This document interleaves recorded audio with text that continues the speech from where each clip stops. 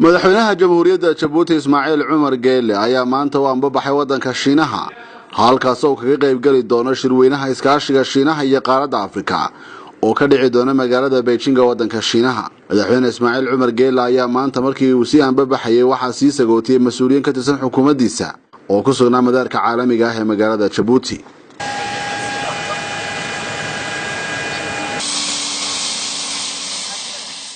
markii uu gaaray wadanka Shiinaha magaalada Beijing waxa ku soo dhaweeyay dhigiisa wadanka Shiinaha Xi Jinping waxaana madaxweyne Ismaaciil Cumar Geelle uu la kulmay soo dhaweynta loogu talagalay in loo sameeyo madaxda wadanka Shiinaha ku soo dhawaanaysa ee doonaya inay ka qayb galaan shirka iskaashiga qaaradda Afrika iyo wadanka Shiinaha. kulanka madaxweynaha Shiinaha iyo Jabuuti waxa sidoo kale garab socday heshiisyo ay kala saxiixdeen labada dhinac waa Jabuuti iyo Shiinaha oo ku saabsan dhinaca dhaqaalaha iyo iskaashiga labada dawladood.